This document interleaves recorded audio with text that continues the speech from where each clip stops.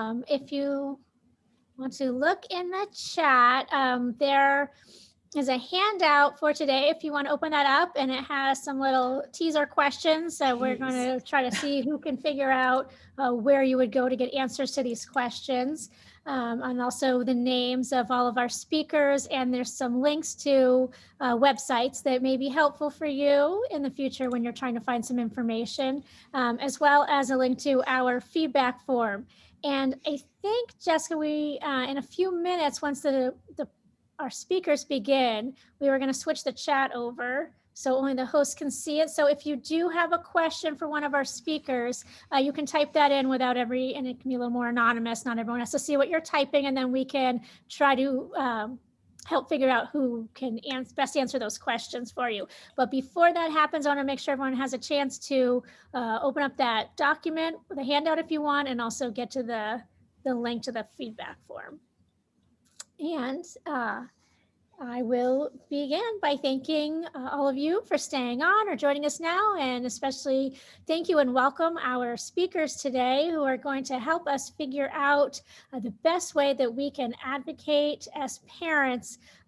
This happens, many times throughout your child's education, and we've seen it, I think, happening a lot more in the last year, where parents feel there's something that they want to speak up about, and we want to help parents know the best way to do that so that they can be more effective in what they're doing, and also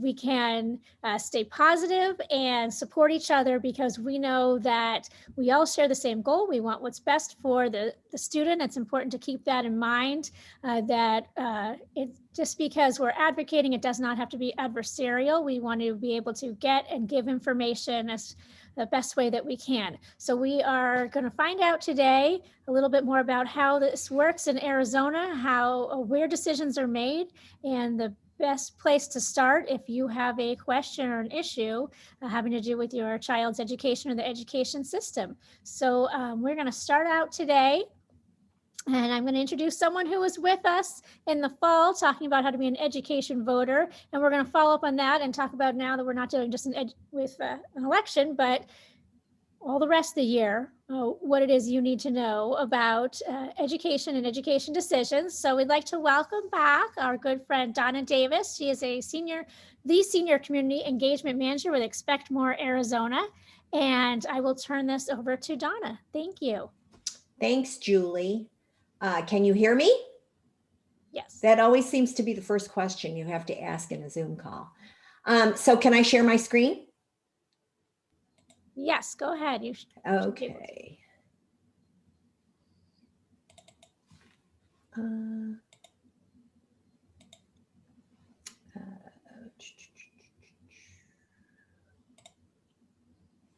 Okay.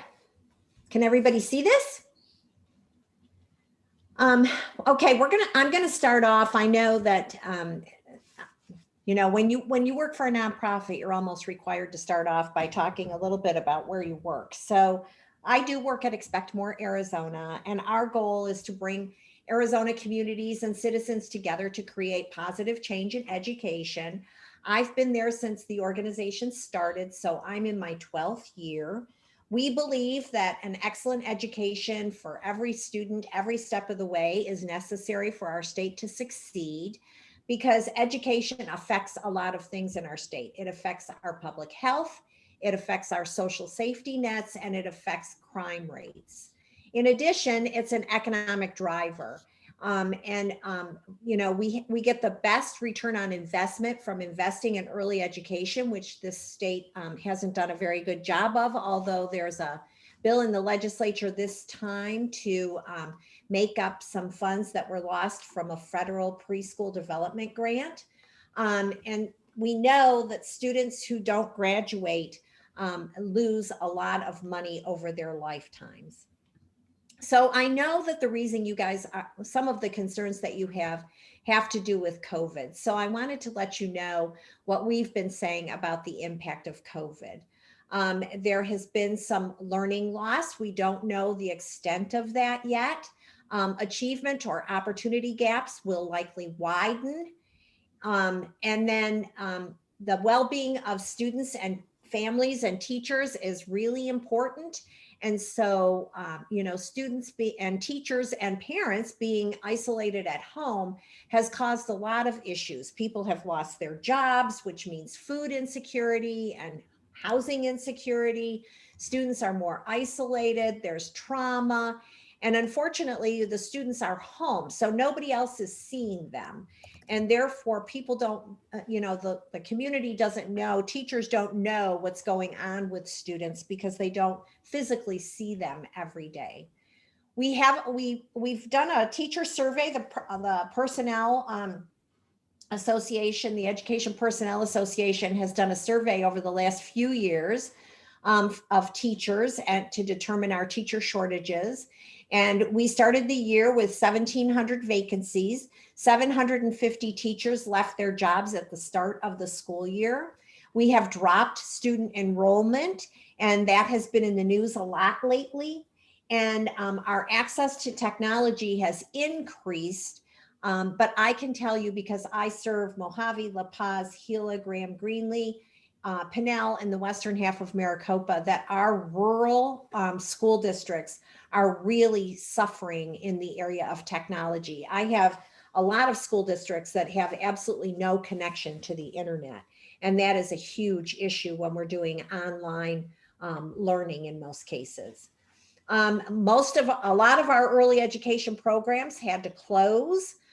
They are small businesses and they couldn't afford to pay staff when enrollments decreased. Our college and university enrollments are mixed. Our university enrollments seem to be okay, but our community college enrollments are down.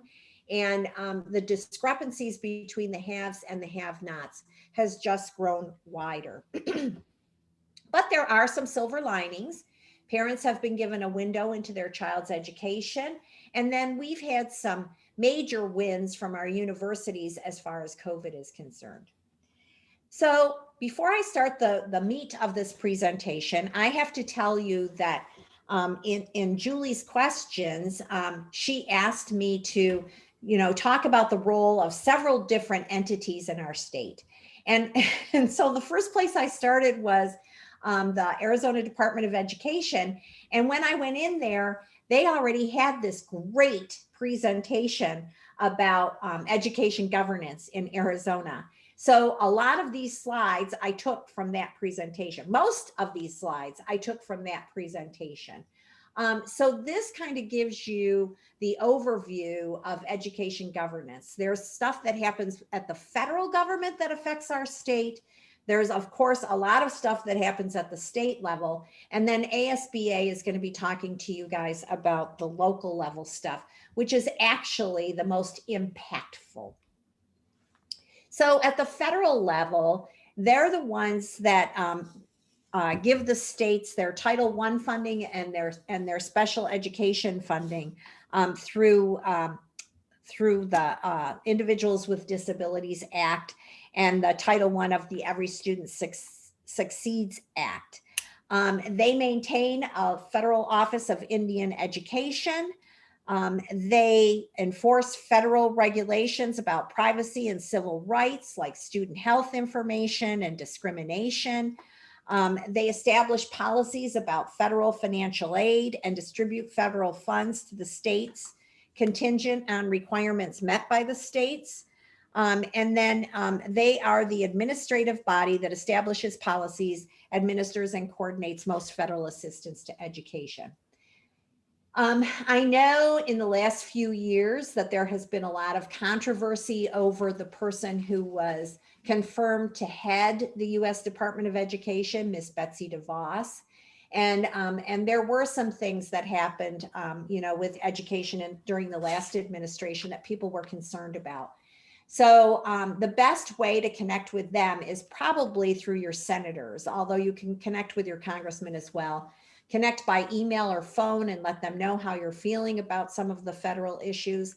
Since the senators are the ones that confirm the Secretary of Education at the federal level, they're probably the ones that would have the most impact on this office. So now to move on to the state. The Arizona governor, of course, plays a huge role in education. And part of that is because he signs off on all the legislation. And so he has the final approval on legislation. He also starts the budget process. It doesn't mean that that same budget is going to go through both houses and make it to the end with what he suggested to begin with, but he is the one that starts that process. And he has a lot of authority because he appoints so many members to boards that have control over policy. So to connect with him, you can write or call the office. And quite honestly, I don't know that he has, that there's a whole lot at the local level that you might see that, that the governor affects. But you will see a lot of things that the state legislature affects. Because they approve the annual budget and the general fund where the education dollars come from. They pass and amend laws to create to adjust or remove existing education programs or regulations.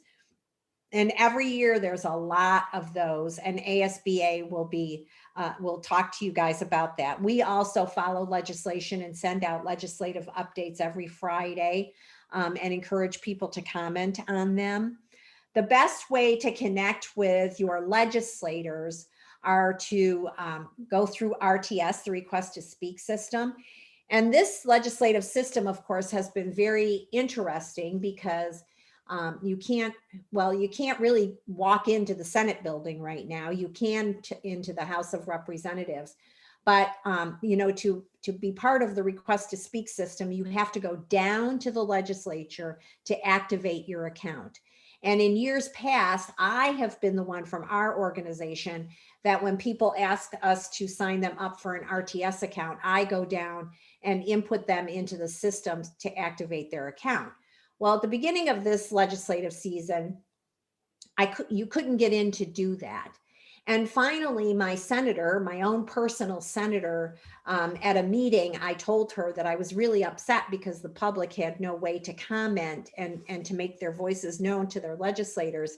And she actually reached out to me and said, I will help you get people registered in RTS. So now I'm able, and you can go into the House building and sign people into RTS. When you walk in, you tell security that you're there to sign up for RTS, and they will let you in to do it. Both houses have very different rules. So in the Senate, they prefer that you have an appointment or that somebody knows that you're coming in to sign people up for RTS. So I usually contact my senator's office and say, I'm coming down at 10 o'clock tomorrow, just so you know, and security will call up to that office and tell them that I'm there, and they can, verify that it's okay for me to be there. The best way for you to make your feelings known are to testify at a committee meeting. And once again, during this time of COVID, that process has dramatically changed. In the House, in some cases, you can testify at committee meetings in person. In the Senate, you cannot. No matter which way you go, you have to sign up through RTS and say that you want to testify. And then you have to put in the text box, if you're planning to testify virtually, that you need the link to be able to testify virtually. And then you can always email or phone your representatives.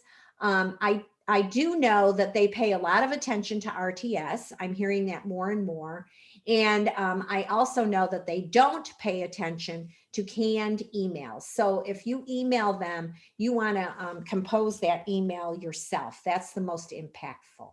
But they have a lot of influence. In fact, we just had a presentation done by one of my coworkers about why we advocate. And I advocate because we can have the best teachers, the best parents, the best students, the best of everything. But if we have really horrible education policy or horrible education funding, we're not going to be able to get anywhere. So that's why this is extremely important. The State Board of Education has 11 members. The Superintendent of Public Instruction, she's really busy because she sits on a lot of these committees. But then it's also made up of 10 people appointed by the governor. And this body sets a lot of education policies around statewide assessment, around letter grades, application. They review and approve applications for the online instruction. They set policies related to certifications. And then they set policies or they, monitor things like Move On When Reading, school accountability, the ESA programs. They're the ones that monitor and do all and, keep track of all that stuff.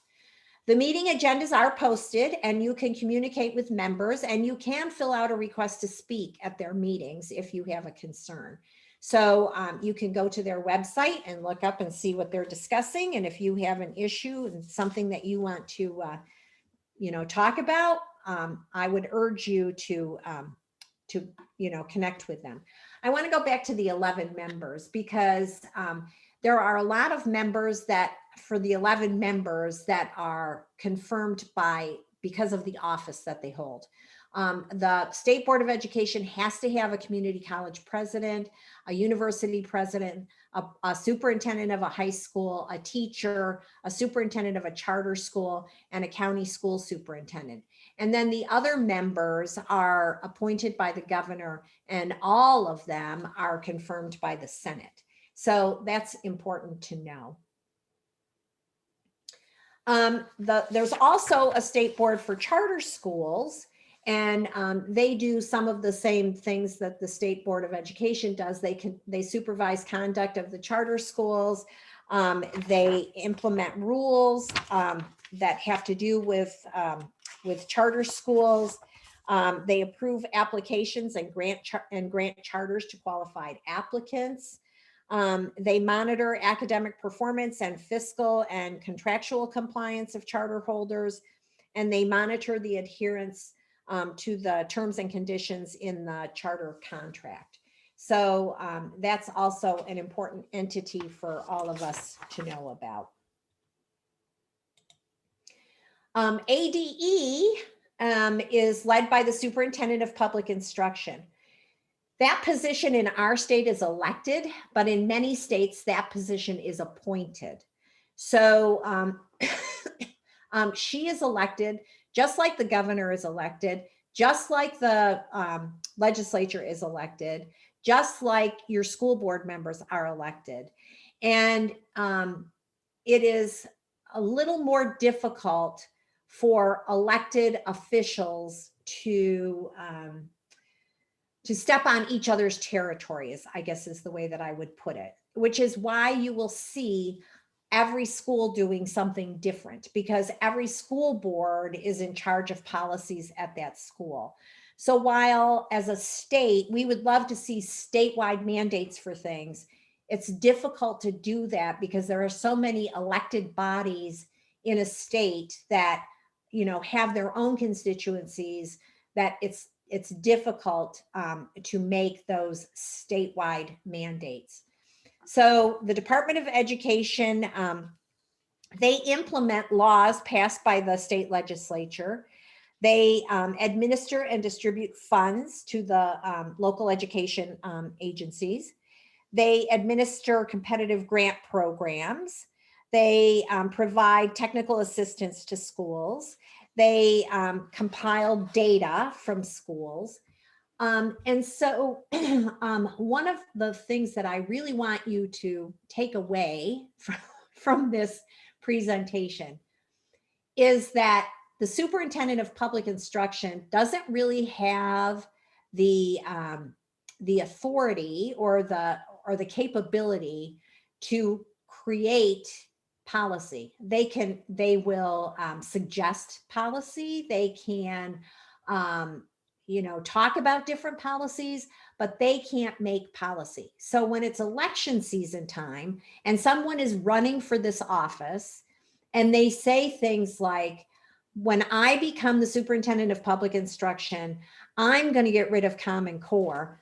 I need you to keep in mind that they can't do that. They don't have the power to do that.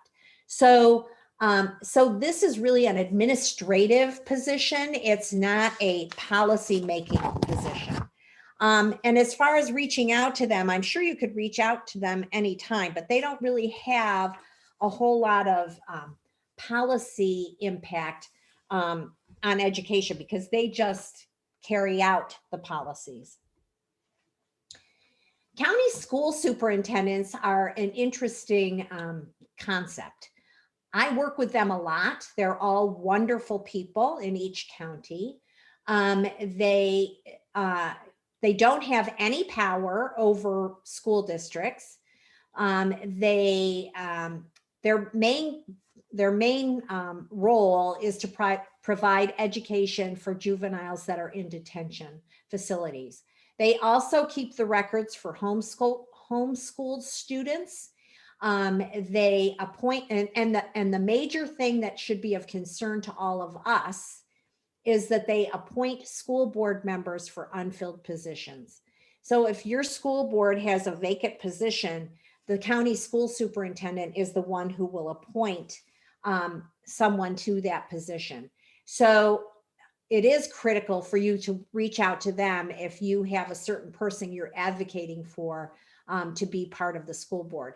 They also execute district-related elections, like for school board members and for bonds and overrides. So if you are looking for information about who's running for school board or information about bond and override elections, you want to go to Maricopa County and then to the county school superintendent's office to find that information. The final body that has something to do with schools is the School Facilities Board, and they manage the funding that has been appropriated for the K-12 school district facilities. So they administer the building renewal grants and the new school facility funding. Once again, they have 10 members, an elected member of a school board, a private citizen, a member with experience in public procurement, a registered architect, an engineer, a construction company owner, and once again, the superintendent of public instruction. But a lot of times these positions, of course, are, can be appointed by the governor. So that's why the governor's position is so critically important to education. So I want to close with this slide that we've talked about for a long time that kind of shows you how the system looks. There's a lot of players in the system. It's very confusing. So I'm glad that you guys are doing this today to kind of make sense of the system. But we have three boards that kind of set policies, suggest policies, administer policies for the various education entities in our state. We have a First Things First board at the state level who does our early education stuff. The State Board of Education is for K-12 policies, and then the Board of Regents is for university policies. And then we have the governor who is elected, the state superintendent of public instruction who is elected, our state legislature who is elected, our county superintendents who are elected, and our local school boards who are elected. And then we have community college governing boards who are also elected. But the rest of these, the Board of Regents, the State Board of Education, and First Things First, a lot of those people are appointed. And so that's something we need to keep in mind because the governor and the Senate who confirms those appointments, it's really important that they know how you feel about some of this stuff. So that's what I brought today. I hope you found some value in it. And I am happy to answer any questions that anybody might have. Thank you so much. I know I have learned a lot. As soon as this recording's ready, I think I'm going to need to watch this a few more times to take all of that in. So far, I have not seen any questions come in. If anyone wants to quickly type one in, we will address it. If not, we will thank you for being on. You are welcome to stay on as long as you want. Julie, I did have an answer to a question that you sent me earlier today. Oh, Great. Okay, and so just so everyone knows, if you didn't have a chance to open it, we're talking about that little handout, and at the top we had a quiz of some different questions. I'm going to read through them in a minute, but to see if you could figure out where to go if you were looking for, if you had one of those questions or a question or issue similar to one. And so go ahead. So one of the questions was, how do I find out the bill number? Because I've heard that the state has a bill that's going to regulate something about school sports. And so let me see if I can share my screen again. I don't know whether I kept it up. I guess I didn't. If you go to azledge.gov, that's the Arizona legislative website. And there is a lot of information on that website, a whole lot of information on that website. And one of the categories at the top of the page is bills. If you go to bills and then click on bill info, there's a search box in there and you can type in sports and it will bring up every bill this session that has to do with sports. So the sports betting stuff is in there. There's all kinds of, I looked at it just before I came on, and there's all kinds of sports things on there. I didn't have time to really narrow it down to see about something about sports in schools, but I wanted you to know that there is a way for you to search for a specific bill if you are interested or if you've heard something about a bill. That's fantastic. Actually meant it mostly as a hypothetical general, but that I did not know that you could be that detailed in your search that way. So that is really great to know. So again, I just wanted to thank you very much, and you're welcome to stay on if more questions come up, or if you want to hear what our other speakers have to say. But we are going to continue on because I know some of our speakers and probably some of our other people attending with us may need to take off. We have early release day from school, so we want to be mindful of your time. But I will do want to follow up one thing that Donna was talking about, the request to speak system and how it was difficult to get in. And if you are able to stick on with us and hear from Lisa Hoberg, she is the chair of our Community Legislative Network, and she will tell you how we have it set up that you can sign up through our CLN committee, and they will have someone go down and sign up for you. So you don't even have to leave the comfort of your home or your computer. Before we go on to our next speaker, I just wanted to fill everyone in on what we were talking about a little bit more with the quiz and some of the questions. And I threw these out here so you could get some ideas in your head, start thinking about what are some of the questions you might have and where would I go if I have them. And some sample questions were, or issues, I don't like this new math program at my school. Who do I talk to about it? Or my child keeps getting dress coded. What are the rules and are they different at each school? This teacher's not a good fit for my child. Can I move him or her to another class? How do I find out when there's a governing board meeting, and can I speak to them about a decision they are considering? And with special education, I have a conflict with my IEP team. Who can I talk to about that? What can I do? So now that you have some of those out there, maybe it's got you thinking of some questions you may have had or have right now, and you might want to know, where do I go to get those answers? And so we're going to start moving into some more specifics about where you go all the way from the teacher up to the governing board. And we are going to give you some more information on the differences between decisions that governing boards make and what is made from the superintendent and the superintendent's committee and staff. So we are now going to introduce our next speaker, and we are thrilled to have Nikkie Whaley, who is a governing board member herself of the Washington Elementary School District, and she is also a trainer with the Arizona School Boards Association, and she is going to talk to you about that piece of our state education decision-making system. So please help me welcome Ms. Whaley.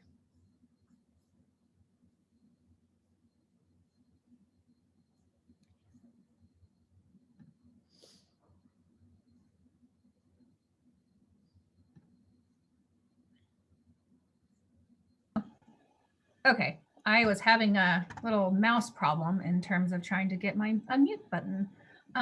Thank you so much for the introduction. I'm happy to be here today. I am, as you said, a school board member, so I have that perspective. I also train and school board members from across the state. And I have 2 kids that are currently in our school system. I have one that's still in my district who's in the 5th grade, and then I have a new freshman this year who's in the Glendale Union school district. So I'm coming from this from various perspectives. And, you know, I wanted to give you an opportunity. What would I want to know if I was a parent that didn't work in this field, right? What would I want to know? And so I took a few things from various presentations that we do, but please feel free to put those questions in. If you have something specific, I'll do my best to answer those. So the first thing I want to do is make sure that you can see my screen. I can't tell if anybody can give me a thumbs up or a yes. Yeah, we see it. Okay, perfect.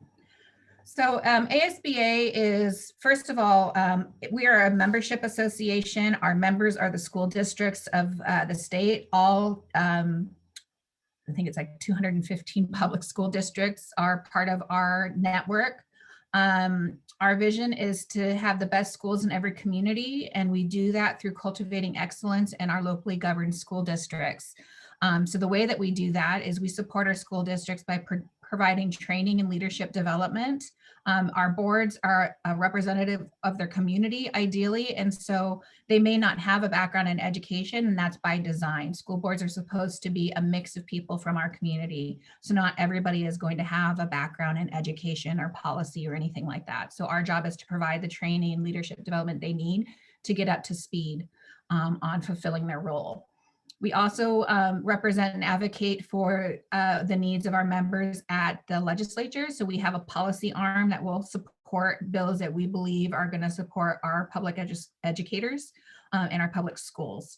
And then we provide various products and services, everything from training to communication and emails and alerts to make sure that our members are up to date in what's going on in the state of education, both nationally, but more specifically in the state of Arizona. So just an overview of what the governing board does, because I think a lot of people may not understand the difference between the governing board and the administration.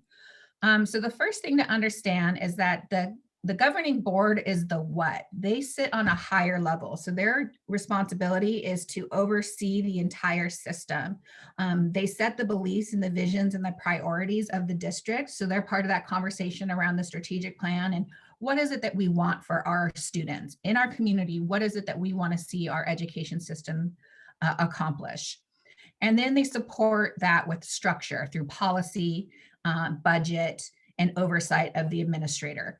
The governing board has one employee, and that is the superintendent. And the superintendent has one boss, and that's the board as a whole. So individual board members do not have authority outside of their collective board meetings and a vote. And I think that's important to understand because I think sometimes people go to individual board members thinking that they have clout and they're going to go and deal with this issue for them right now and that they're the top. We really do only have one employee. It's not appropriate for us to get involved, and we'll talk about the chain of command later, at some of those day-to-day operations. So our focus really should be at the oversight. Are the policies in place that we need? Are we heading in the right direction in terms of the type of education we want to provide our students?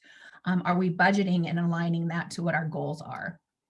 And we work with our administration who take our visions, our beliefs, our priorities, and they create the strategies, tactics, and techniques. So they're going to tell us how. We tell them what we want as representatives of the community, and they, as the experts in their field, tell us how they're going to do that.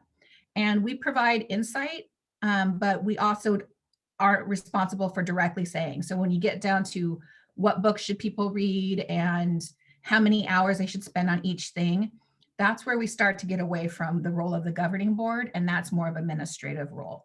But we do work together and give each other insight, and I have a slide that kind of shares that. But in general, our board is there to govern. So the main things that they do is the hiring and performance management of our superintendent. And then they support district staff in terms of they set the policies, they approve budget, and then they monitor the progress on goals. Ultimately, they're accountable to the community. So they either get voted in or not the next time around.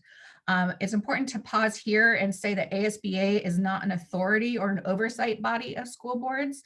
Sometimes we get people from the community that will call us and want to either tattle on or want us to do something about a board member that they think is not behaving appropriately, but we really have no authority over those, over individual board members or boards. We're here as a support association to provide training and development, but we have no authority over them. So I just want to make sure that I make that clear. The only real authority is the community through the vote. It's difficult to find a way around a governing board member once they are elected into office. Unless they move out of district, they're there for the remainder of their term with very few ways to prevent that. So it's our job to make sure that they know everything that they can to be the best board member possible. The superintendent, their job is to manage the day-to-day operations of the district. They make sure that whatever policies that are passed by the board get operationalized. So they create the plans, the protocols, and to make sure that those policies are adhered to. And ultimately, the superintendent is accountable to the board. So the way that this might look is it's a cycle and where the board helps in the beginning, they help adopt those goals and priorities for the district. They approve policies on how that's going to get done, kind of the lay of the land. And then they turn it over to the administration to come up with plans, implement those plans, track the progress, and then they evaluate that progress later on. The board does. And there you'll see the perforated line or the dotted line. That is because there's an ongoing conversation between the board and the administration, but the authority on each of those bubbles really lies with one party or the other. So that's my overview on just what the role of the board is in general. It's a very short overview, but hopefully that was helpful. I'm now going to move into one of the questions that was posed to me, which is around the board agenda and the community's ability to speak to the board or to speak to an agenda item. So I'm going to talk a little bit about the call to the public, or which is an opportunity for community members to come to a board meeting and propose or and either propose something, ask a question, make a statement. So first of all, it's important to note that the call to the public is not required by law. The only thing that's required by law is that the public be able to attend and listen to a board meeting, that they can record the video or video a meeting, that they have the right to expect that the board and the public body will follow its own rules for the meeting. So if they say they're going to meet and they're going to cover these things in policy, that they in fact do those things. And then they do have the right to address the public body if the district has elected to make that an option. And Paradise Valley does have that as an option. Most districts do because it's a good practice. We want to provide an opportunity for the community to speak to the board, but it is not required by law, which means that boards can put some time, manner restrictions on that, which we'll talk about in just a second. So boards can conduct what's called an open call to the public or a limited call to the public. So an open call to the public means that you can come in and follow the procedure. Usually you sign in because we do have to, in our minutes, notate who spoke to the board and what they spoke about. That's a requirement for us. So that's why you'll be asked to fill out some kind of piece of paper or provide your name prior to speaking to the board. An open call to the public means you can talk about anything, meaning if you want to come and talk about the loud playground noise across the street, you live across the street from a school and you want to complain about the playground noise, or if you want to come and say how great your teacher is, or if you want to come and talk about how important public education funding is, whatever you want to talk about in an open call to the public, as long as you follow the rules that are laid out by the district on how to do that, you can do that. The caveat is that the board cannot respond to any comments that are or topics that are brought up that are not on the agenda. The board can only talk about what has been posted in an agenda, and otherwise they violate open meeting law. So if public funding is not on the agenda, if playground noise is not on the agenda, the most that they can do is acknowledge you, thank you for providing that, and direct administration to follow up with you. They cannot engage in a conversation with you because they would be violating open meeting law. A limited call to the public means that they're only going to allow people to speak on things that are specifically on the agenda. So that means when you come before the board and you want to ask questions or make comments, you have to make sure that those questions or comments have to do with an item that's on the agenda. So if on the agenda is a proposal for reopening schools and you want to make a comment on that, you can come and make a comment, and the board can elect to respond directly to that comment or ask follow-up questions when they get to that item on the agenda. So that's the difference between open call and a limited call, and the parameters for when the board can interact with somebody that comes before the board.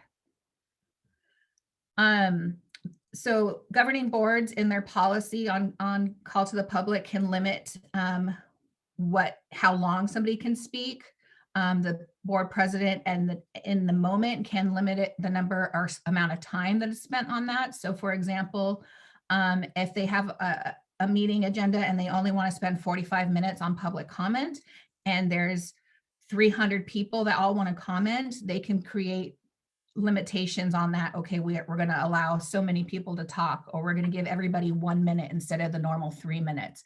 They're allowed to make those accommodations as they see fit. What they can't do is just say like, oh, we always do call to the public. We have for years. Today, we're not taking any call to the public without notice for that.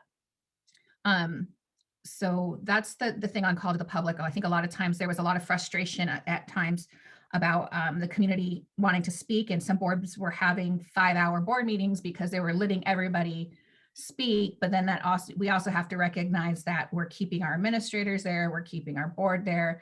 And so how can we get as much information as a board, but still be respectful of everybody's time? Because not only the board and the administration, but all those people that are watching that want to hear what the final decision is, which we may not get to for 4 hours if we allow for multiple hours of comment. So it's always a balancing point, and the governing board, the board president, and the administration are the ones that really have to make that call. And again, that is their call, because call to the public is not a requirement by law. I'm going to pause there and see if there's any questions so far, Julie or Jessica. I don't see any in the chat yet. So. Okay, so I'm just going to keep moving on. So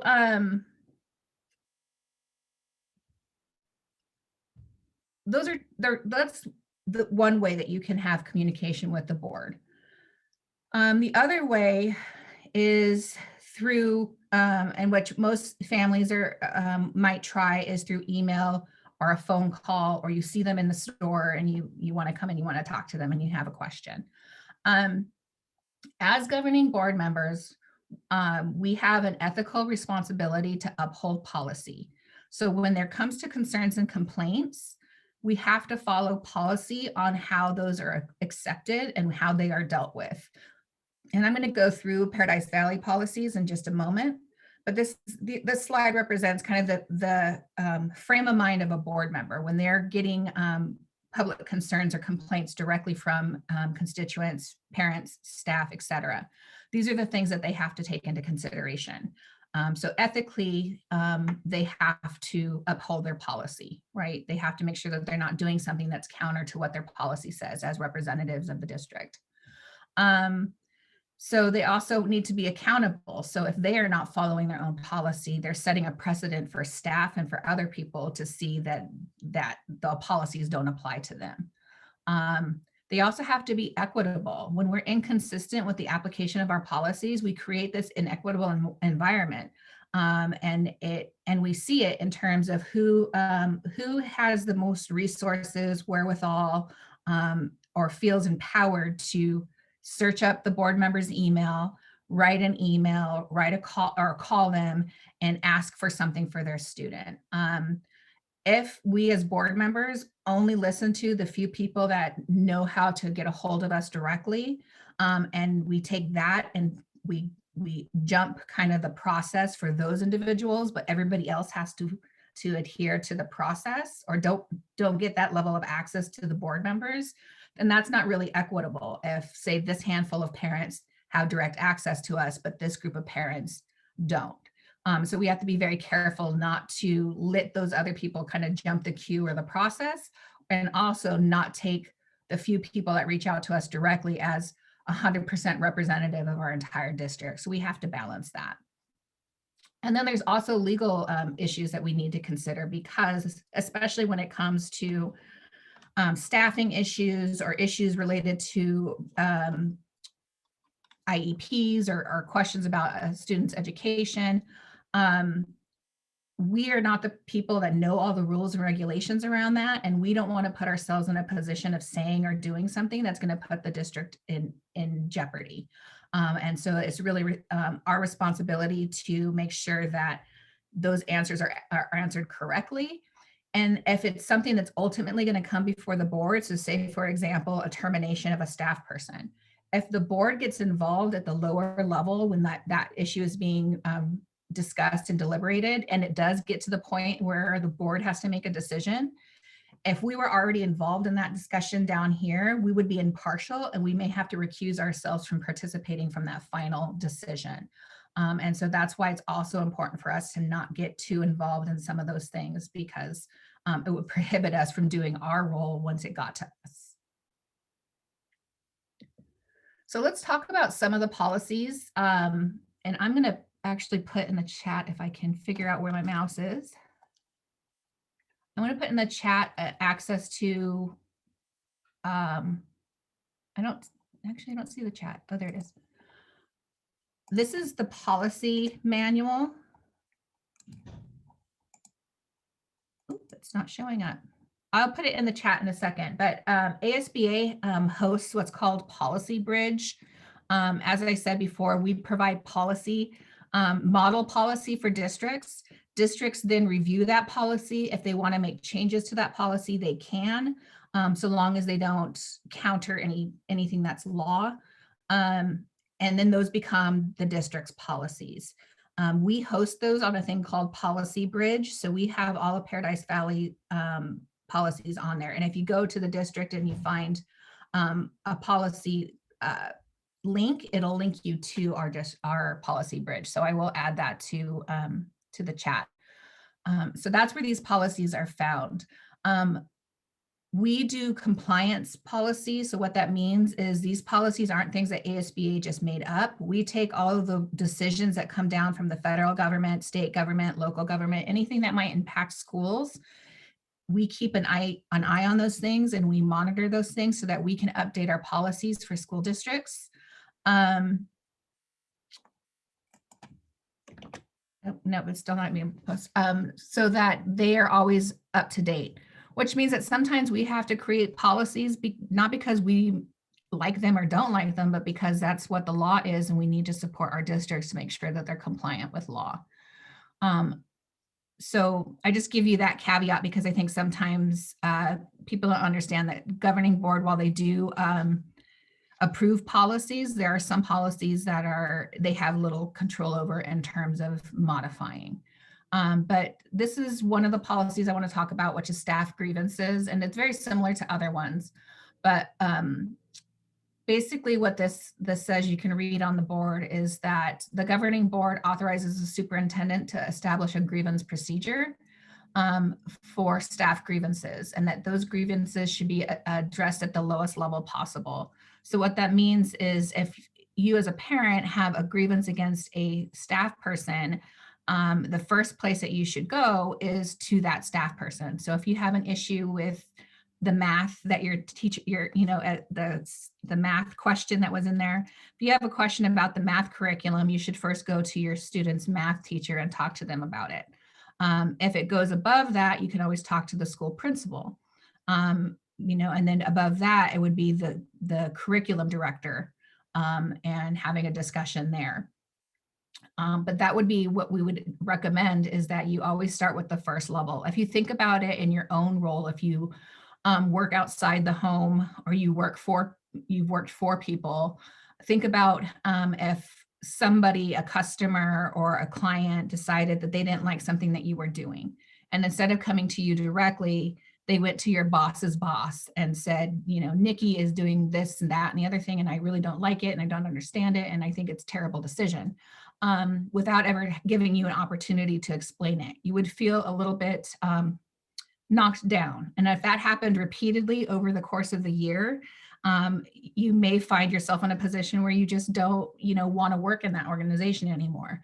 That's why we have policy for staff. They have rights as well. They should have the opportunity to improve if they need to, and to have that decision be made by their supervisor. So I just say that to remind everybody that our staff are people too. And while they're there to do a service, and we want to hear if that service is not meeting your needs, to follow the chain of command with that, so that we can be respectful of everybody that's involved. I'll also say that you can always start with a conversation, but most procedures, most policies will require some part of written communication. So my other suggestion would be that if you have a grievance and you've attempted to have that conversation, to put that conversation in writing in an email, because that sets in motion some timeframes that ensure a response. Going to the next. Again, public concerns and complaints. Whenever a complaint is made to us as a board, as an individual board member or as a member of the board, we refer it to the superintendent. And the reason for that is because oftentimes those concerns and complaints that come to us are not in the direct purview of our decision making. So it usually is a concern with a staff person, or a concern with the facility, or a concern with some kind of decision that is not within our scope.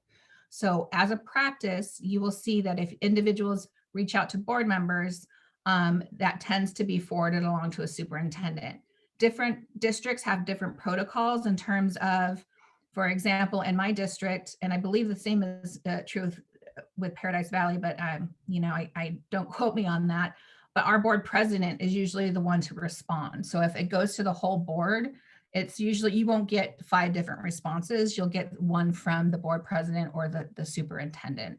And the reason for that is because we really want to limit any kind of possibility for 5 different stories. We want to make sure that you get the correct answer.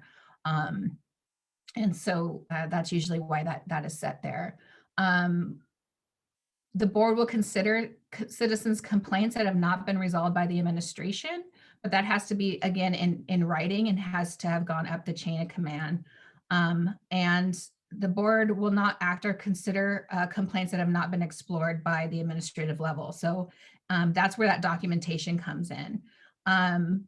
So if you're reaching out to the board and you feel like that's because you've already talked to all the different levels, then you should be able to say, I emailed the teacher on this, I had a meeting with the principal at this, so that lets the board know to have a conversation with the superintendent and ensure that that's making its way up the chain of command, and that somebody at the administrative level is handling it.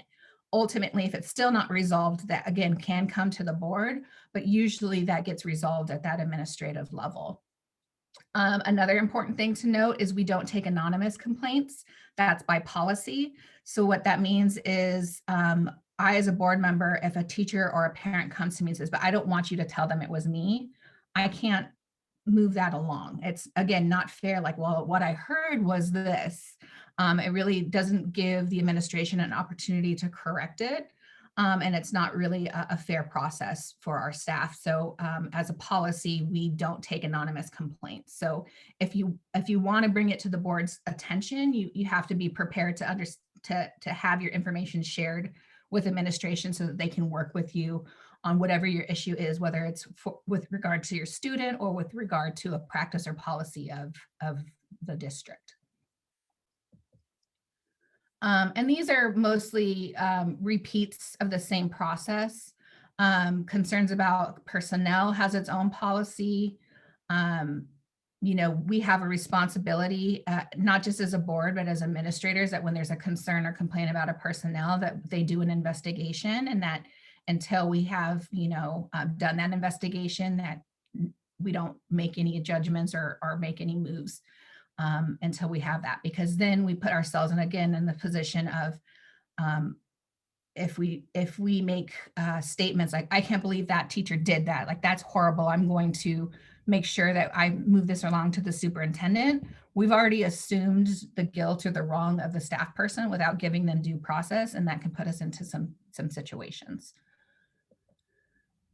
Instruction or resources, again, if you don't like the curriculum, ultimately, yes, the board does approve curriculum, but we do that very rarely. We usually approve a curriculum and we'll use that curriculum for a long time. So if you have concerns about specific support resources or books or strategies that are happening in the classroom, that's really outside the scope of the board, and is something that you should take up with the campus level itself.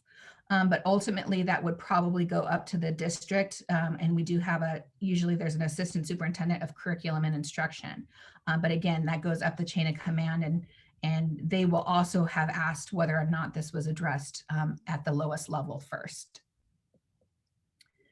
Again, this is about facilities or complaints about facilities or services. So if you have a complaint about transportation or bus routes or stops, there's a procedure for that as well. So just some helpful hints for parents that, okay, I have a concern, I want to get this in front of the right person, what should I do? So the first thing that I would recommend that you do is go to the lowest level, because we're always going to ask you, did you try to resolve that?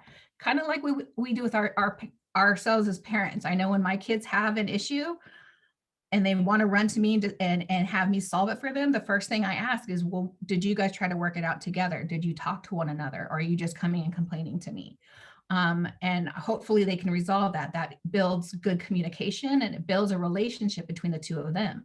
Similarly, if you can have a good communication with your teacher or your site level staff, you build that relationship with them rather than running directly to higher levels, which could in turn actually harm that relationship because that person feels like they didn't have the opportunity to resolve it. Again, in writing, I don't always want to say go in writing first thing foremost. I think, you know, having a conversation is key, but if you want to send an email saying, I'd like to have a phone call, I'd like to have a sit down, having it in writing does have that trail and does demonstrate to the administration that you were trying to resolve that at that lower level. The other thing is having a proposed solution. You know, we get a lot of concerns, a lot of complaints all the way up and down, especially recently. You can imagine that, and I know that you all are probably aware of the level of concerns and complaints and that are coming in. It's helpful when we have an idea of what it is that you want to see as a resolution, so that we know, okay, it gives us a little bit more insight into what the root of the issue is, so that we can make sure that we're connecting you with the right solution or the right person that can support you and help you. So that's a recommendation. And then finally, be respectful. Our board and our administrators are human. They have feelings. They're not just bots. And so when we get ones that are accusatory or name calling or assume that we don't care about their child or that we're not doing our job, just like anybody else, it hurts. And it also makes us feel like whatever we say is not going to be received. So it puts us in a difficult situation. It makes an already difficult situation more difficult. If you can imagine yourself, you know, if somebody had some feedback for you, how likely are you to receive it when it comes at you couched in a lot of judgment and accusation. So again, we are humans. We do our best to rise above and be professional about that, but it can take we can take a beating as well. So just try to be as respectful in those communications as possible. So that's all I have. I'm happy to answer any questions or talk through any scenarios that anybody has. I'm going to stop sharing my screen so that I can put those links in the chat for your policy, where you can access your policies.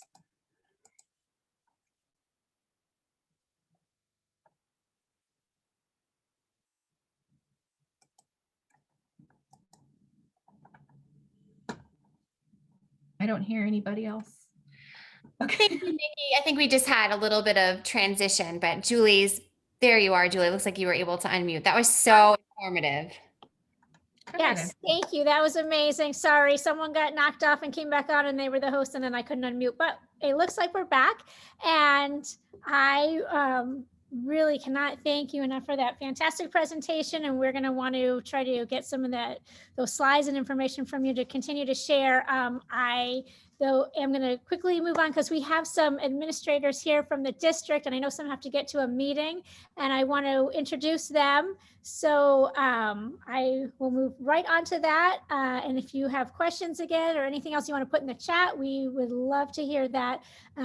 But without any further delay, anyone that is still on from the district, if we have Dr. Von Echten, Ms. Laura Herbing from Student Services, and I think Mr. Long had to go to a meeting and we may still have a minute or two with Dr. Jarris. So if you want to unmute yourselves and show your faces, we'd love to hear from you about the role of the district and how you handle parent concerns and what your advice is to parents if they have questions and how they can best have those concerns addressed.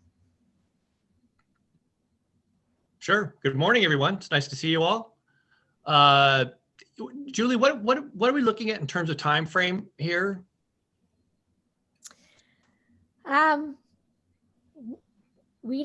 We're not going to get thrown off, but and most participants, it looks like are still on. We usually do try to wrap things up though by 11-ish. Okay. And we have one more speaker after you. So no, that helps. At least I can judge my time.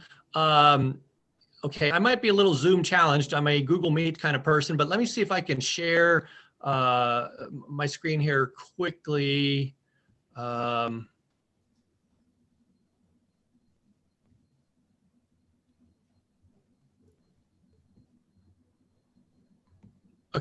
am I sharing?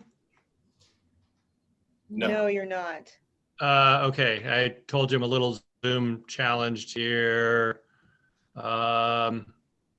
If not, don't worry. For the sake of time, I will just jump into this, but I did want to show you some things. What do I want to share? Desktop?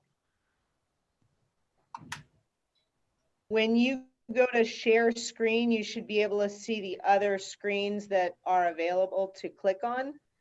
There you go. We got it. Am I in? Okay, sorry. Thank you for educating me. Whole desktop.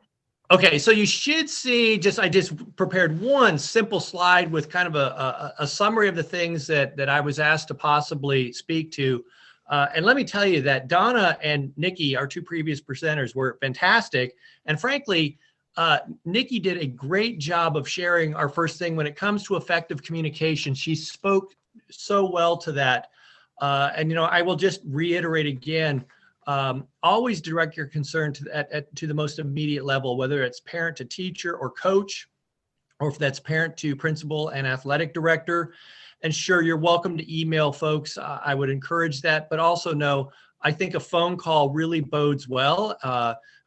We have a practice that we return our phone calls within 24 hours. And I would always suggest starting at that level.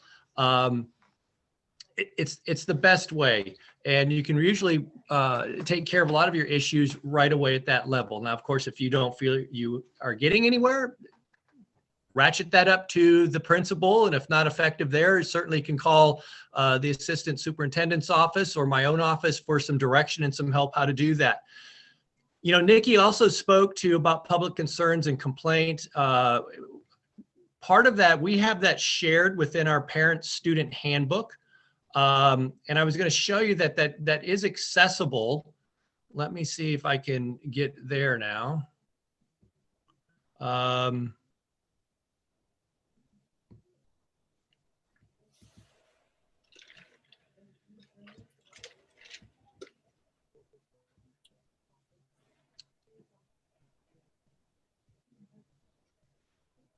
Okay, not what I wanted to share.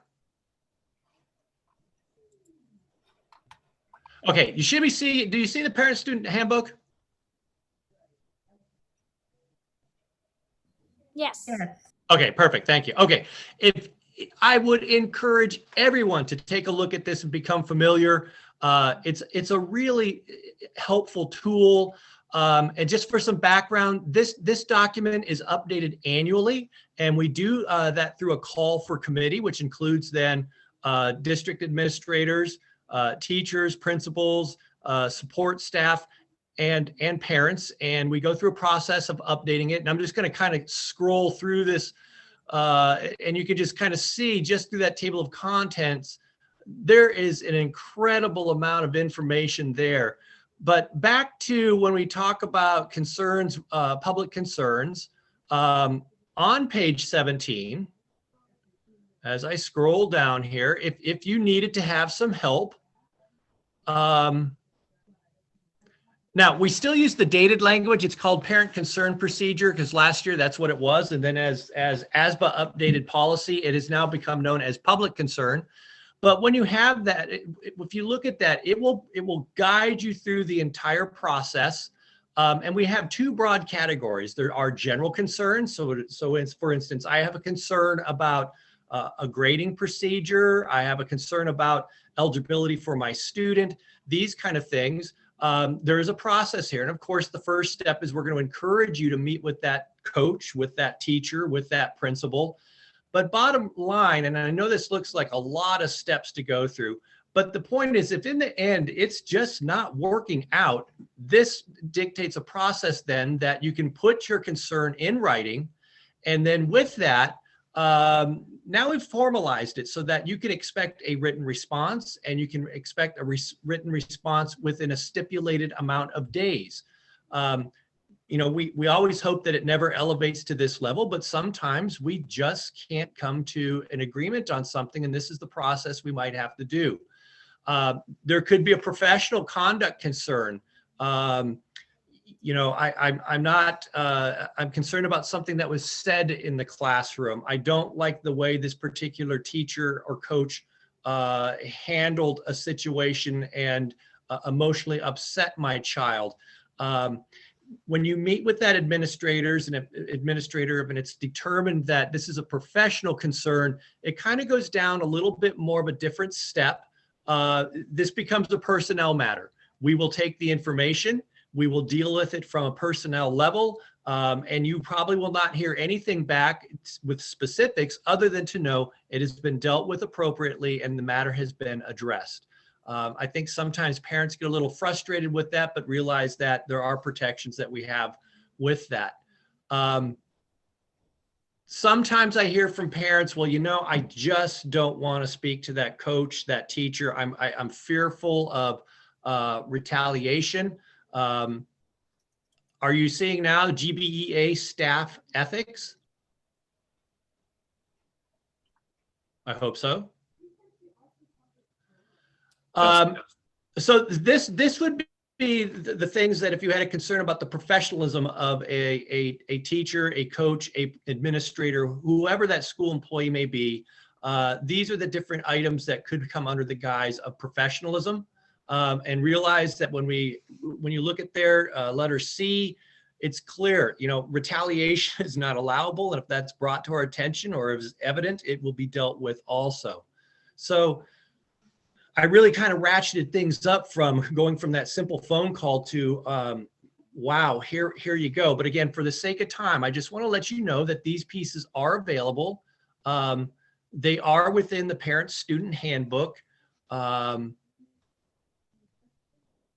And again, familiarize yourself with that in terms of that handbook and what's available. Also, for those of you that might have children involved in athletics, there is the equivalent of what we call the parent athlete handbook, which is specific to athletics and speaks to eligibility, how tryouts are conducted, safety protocols in terms of water, the mandatory drug testing, the informed consent that must take place to participate. So it's all right there. These are all available on the website, and you can find them quite easily. And so, make use of them, become familiar. In the end, if you just are, if we have a parent that is frustrated or doesn't seem to be able to access the information, or I have tried the communication with the school, absolutely feel free to give my office a call, or Mrs. Herbine. We'll walk you through it. It's important that we hear of your concern, and we will steer and direct you to either the right person or have that person contact you, provide you the appropriate resources, or if needed, if it's felt that it's our intervention is required, we're more than happy to try to facilitate additional meetings or working through a process that it gets taken care of. Also, I'm going really quick, I apologize, but for the sake of time, do realize also that we have, for issues that might get a little larger, we have compliance officers in the areas of Title IX, and that's in regards to sex and gender and participation in a public education setting. We have a compliance officer for 504s, if you have a concern of where that is, and then also compliance with the Office of Civil Rights. And so again, if we really have issues that go to those levels, we have the people and resources that will help that parent through that situation. Lastly, I was asked, Linda Taylor could not attend, and I was asked to perhaps speak briefly to special education. Keep in mind, again, I noted that there is some processes, these are very general processes outlined in the parent-student handbook, reference those. But when we have a situation in which a child does appear to be struggling in a class, they need some assistance, realize that we certainly want to ensure a free and appropriate public education, what we call FAPE. They are entitled to services if deemed need be. But again, we work through a process, and that process of, the least restrictive environment. So it would start with bringing some concerns about the child's performance to the teacher. If we don't see some success there, we might call what's called a STAT team, and that's a student teacher assistance team. And that kind of heightens the level of intervention, in which case then all teachers would participate. We look at some interventions that might be helpful, and we'll let that go for a period of 6 weeks in terms of trying to see some progress, where then ultimately, if we feel that an assessment might be necessary, we can have you make the formal request for an assessment. We get that put into writing. And then what that does is guarantee you some safety in that a clock starts running. And I believe then there's a period of 60 days in which an evaluation of the student must take place and be shared with the student. Okay, so that was a ton of stuff, and I went really, really quickly. I can have that simple slide available to you. So Julie, I don't know if it's appropriate now that I know you had some specific questions, and rather than layer on more information, maybe if there's things we can answer more directly. Yes, I know Dr. Jarris has to run to a meeting. Did you want to chime in a little? I actually pushed my meeting back a little bit, so we're good. But I will say, pretty much any question you have, the answer clearly is in the hands of Dr. Von Echten. So let me give you his cell phone number. Give him a call.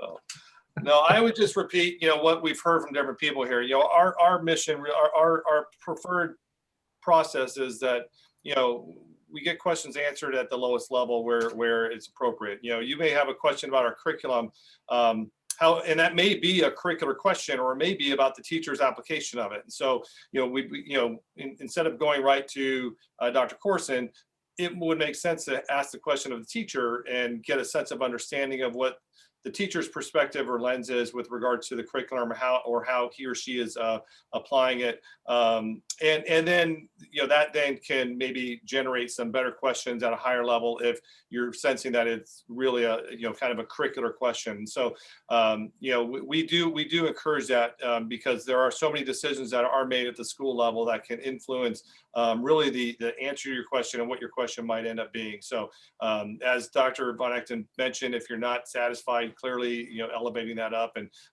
we always encourage the conversation with the principal. If nothing else, all of these questions are also opportunities for us to build relationships. It's a better opportunity for us to understand what from a parent you're hearing or understanding, and a better chance for us to kind of talk through what is happening on our end and what our lens is. And so we encourage it because it really is beneficial on so many levels to start there. And then our principals, I believe, are really good at also, if they don't know the answer, they'll find the answer or direct you to the right person, which, as I said, is usually going to be Dr. Von Echten. Okay, there is a question. I'm not sure exactly how you want to answer this. The question that came in the chat is, what is the best way to determine the district's stance on SEL, critical race theory? And I don't know if this was, so I think this was in the chat for everyone. So that's a fantastic question. And it's not in one that's easy to answer. I think Nikki kind of touched on it with regard that I don't know that we have an official stance on those things. Clearly, we are a district that is focused on equity and recognizing that students come to us with different disadvantages. And our goal is to make sure that all of our students are feeling included and supported and receiving the education that they need to be successful when they leave here. But also those that do have, some political sides to them. And ultimately, I think if you're talking about a stance, that comes from the direction of the board and our superintendent, who kind of helped create that vision where some of that might get tied into. But I'd be happy to, talk through some of what I could address with that and give you a call. But I would believe that probably, some of it is what you see. I mean, I guess the question is are you seeing that there's a stance somewhere on it in terms of our actions and what we are, what we are saying or doing. And so, but I can start by giving you a call and kind of giving you a sense of more specifics with regards to your questions. Okay, so just a quick follow-up. If someone were noticing something and it looked like the district maybe was taking a position and they had a question on it, where would they direct something that seems more like a overall policy or a stance like that? Where would they go to ask about that? Well, if it's starting out at the school, I would encourage the conversation to start with the school. Again, a teacher has said something or done something that leads you to believe that there's a violation of a policy or an agenda here. First off, we want to make sure that, again, having a conversation at that level helps, get some clarity into what was said or actually said. Sometimes we're filtering what we hear through the lens of an 8-year-old or a 15-year-old. And so I think that conversation is important to start there and seeing if we're getting a satisfactory answer. If you're not at that level, then from the principal standpoint, then you go to the district, come to the district office. And we, as Dr. Von Echten mentioned, we have so many different departments and people who oversee different areas. Wish we could always say we can point you directly to the right person, but sometimes we might have to kind of pass you along and say that's not the right person. But you can always start with student services or Mr. Long or myself as we filter directly into the principals. And so that I would encourage, if you're not getting the sense there at that level, that you can reach out to our departments and we can address it at our level, or again, bring it together with the right people. Okay, we have a question that came in about from some parent group leaders. And so we want to know where they would go at if it's a school site decision or someone at the district, to get an answer to when can they know when they can have their parent group, PTO, PTA meetings back on campus. They've heard that some volunteers are being allowed on, and there's some mention about facilities requests and what steps are involved if it's something that's going to be done at each site or if this is a district-wide decision. Well, it's a little bit of both, because every district does have some of its own limitations in terms of how they're designed and what we're talking about with regards to meetings. We do have a score committee that has established some our PV prepared plan that has some overriding parameters in place that are open for review. And so we do know we want to start getting back to some of these events that help repair our communities and bring people back together. But we also want to be smart and strategic about that. So we are currently in the process of cabinet, and Dr. Lee, we spoke about this, and we're going to work with the score committee on doing just that, reevaluating where we are with some of these positions. We're looking to do that right after spring break, and we'll hopefully then have a process in place that will help us, address some of these specific issues. We have some universal issues that are being talked about, graduation ceremonies, for example. And then we have some of the one-offs that individual schools are looking to do with that they have typically done in the past. And so we want to come up with a process to review those and make sure that we understand what parameters and what mitigation strategies are in place, and that we're again continuing to be safe and cautious during this time. So after we come back from break, we're expecting to start having a little bit more communication and details about that. Okay, great. I don't see any questions, any last minute questions for where to go, whether it's to the district or to your principal or your teacher. Anyone have any questions in that area? If not, we are going to thank Dr. Jarish and Dr. Von Echten so much for being here. We're sorry to take up so much of your time, but we really appreciate you being on. Julie, can I just add one last comment that really stood out to me that Nikki shared, that when she talked about, coming in with a cooperative spirit. I remember exactly how she framed it, but we are human, but I will let you know that I always come in with the lens. I appreciate the advocacy when parents call and everyone's always apologetic. Oh, I'm sorry to do this. I'm sorry. I don't want to be that parent. Look, you only have one chance with your child, right? You have to do what you have to do to advocate for your child. We hope that you come in with the lens that we're all people doing what we believe is best for children. Not everyone always agrees with that, but we hope that you come in with these questions and concerns with that attitude and belief that, hey, the person I'm talking to is working for our children. We may disagree about it, about the method there, but hopefully that is the approach, because we find that tends to be a much more productive conversation, a much more honest exchange of thoughts and concerns, and there's better listening that happens there. I believe and hope that all of us are doing the same, that when a parent calls, that we're listening to the same thing of, hey, this is a parent who just wants what's best for the child. I am committed to doing that on our end of it. And I would just hope that, that's always a good strategy to kind of make sure you come in with the intent of listening and problem solving. And if you're coming in to vent, that's fine too. But sometimes I've had some parents have actually said that, look, I just need to vent and hear it out. And then it kind of moves us. And then we get past that and then we start having the conversation. But, this is a great community. We have so many hardworking parents and teachers and administrators doing so many great things. And so many of these conversations are positive. I just hope we can continue to find in this challenging, stressful time to keep that at the forefront of our conversations.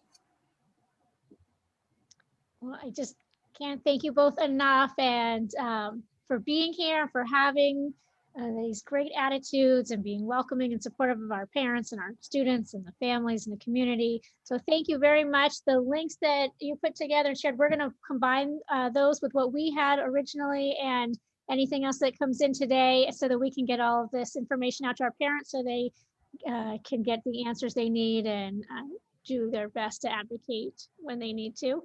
And we are going to go to Lisa Hoberg now, who's going to give a little bit more on CLN and how you can advocate at the legislative level, and a little bit more about UPC. I think just what we can offer to you, and just like this program, the things that we try to do to help you advocate.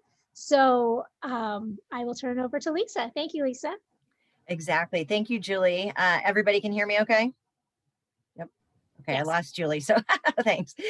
Yeah, so I just wanted to start out kind of on behalf of UPC and saying that, you know, obviously in bringing this program to you, it's UPC's goal to help you navigate this whole situation. It is complicated. And so you can always come to any of the executive board members to say, okay, I'm having this problem. What would be your suggestion as to where I'd go?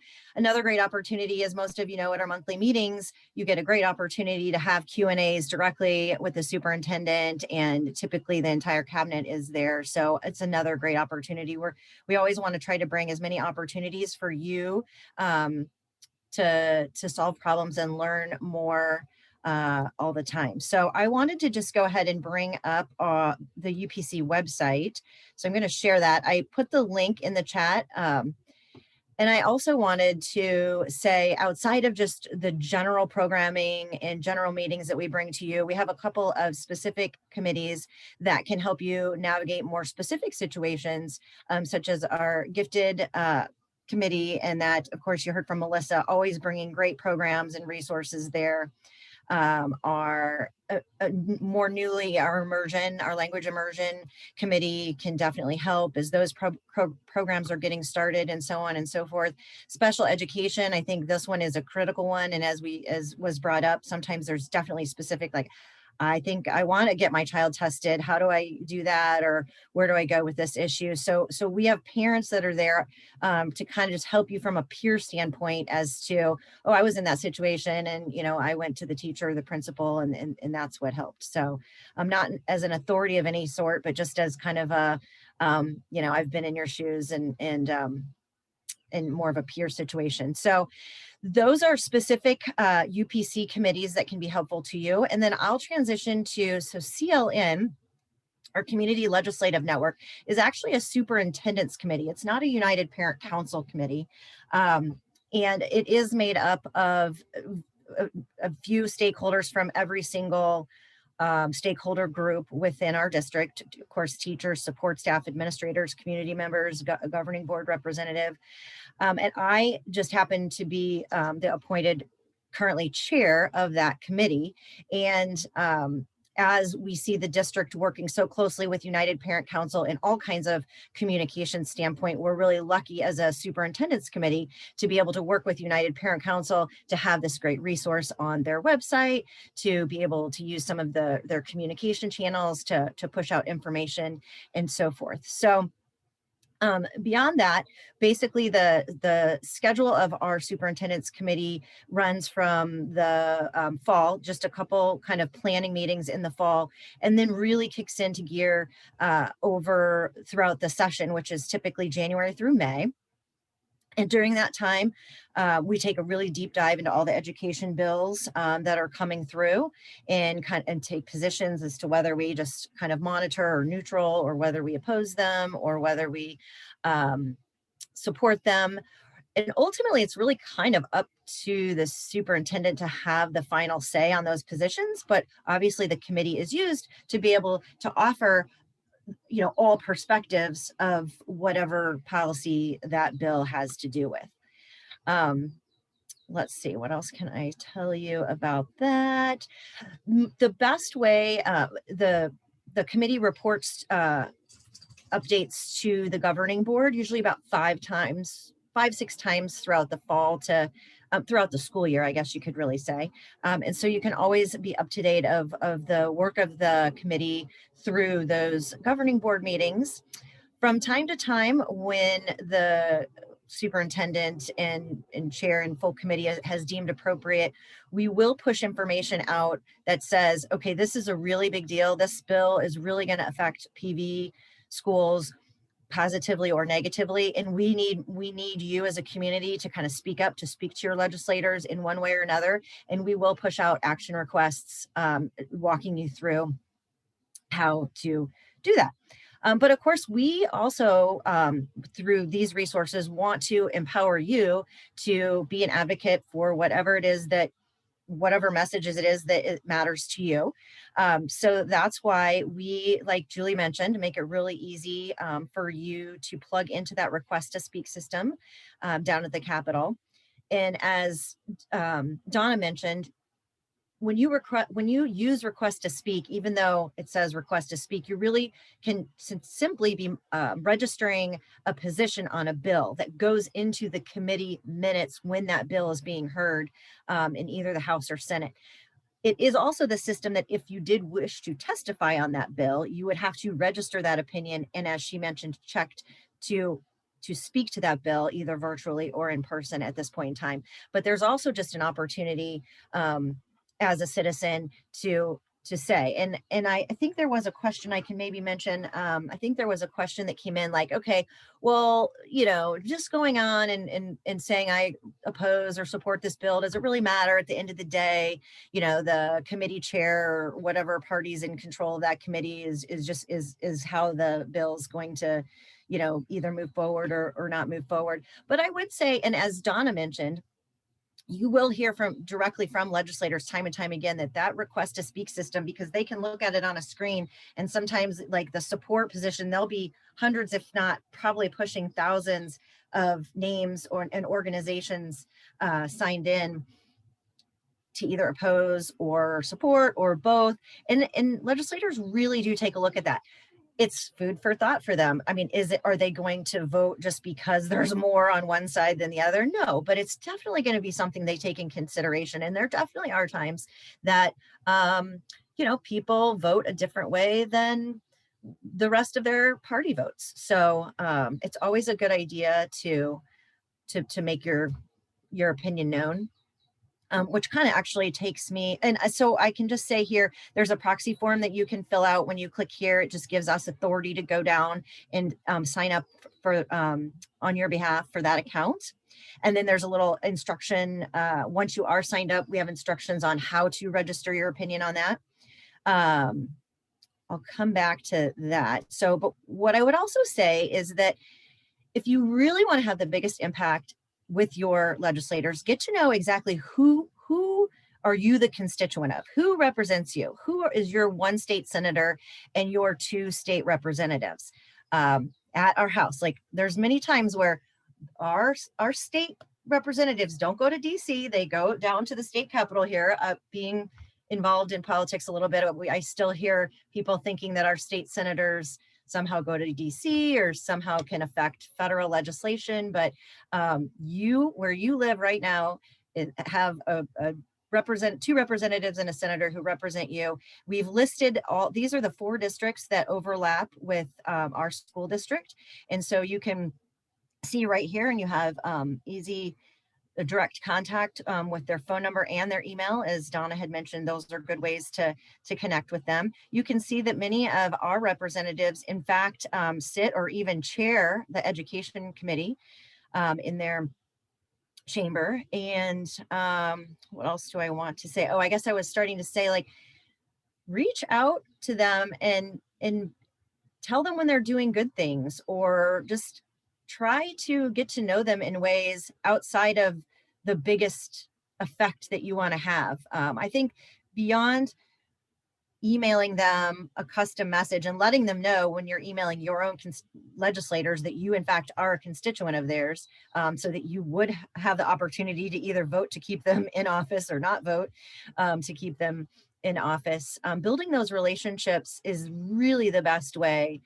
Let them know I'm really involved in my child's school, and I'd really, like to get to know your positions. So if you build those relationships ongoing throughout the year, maybe even consider helping them out a little bit, volunteering for their campaign if it's somebody who you match up with. That's the biggest way to have an impact, is building those relationships throughout the year. We also, here, as Donna mentioned, is a way to directly contact the governor. I did want to say, go back up here and mention that you're not going to get a lot by signing up to get those action alerts. You're not going to get a lot of those from us because we really use them sparingly. We know how many emails you get, and we don't want to overdo, with updates or ask you to take action on 50 things throughout session. So these updates or action requests are going to come out very sparingly. But as both Nikki and Donna mentioned, these other organizations do a lot of push out of information and bill tracking. So these are all 4 different organizations, and these links will go directly to their advocacy pages where you can sign up to get sometimes daily or even weekly emails that will really keep you apprised of what's going on with education at our legislature. What have I missed? If you don't know, if you're not sure which district you live in, you can click here and to find out for sure which which legislative district you're in. Oh, I was pointing to the wrong one. Here, this takes you directly to that website that Donna mentioned, where you can type in a bill and find out information directly on that bill. It's really awesome because as everything is virtual now, you can click on this link and you can literally see every single virtual meeting that's going on day to day. So you can easily tune in to those committee meetings. And as of right now, it'll be confusing because the House is hearing Senate bills and the Senate is hearing House bills. So don't be confused by that, but that's how our legislative process works. Bills have to make their way through both chambers before they can make it to the governor for the finish line. Interestingly, both of the House and Education Senate committees meet at the same time, Tuesdays at 2.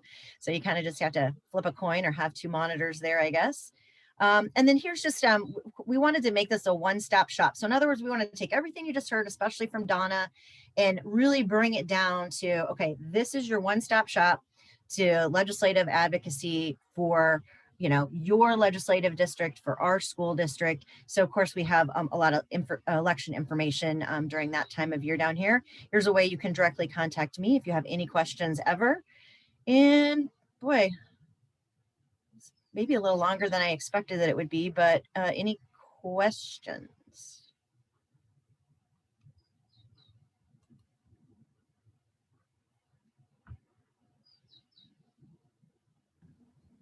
Okay, thank you, Lisa. I haven't seen any questions come up. I know we're going a little long. There's a note to you from Donna Davis. Great job. So that's a note. You too, my friend. I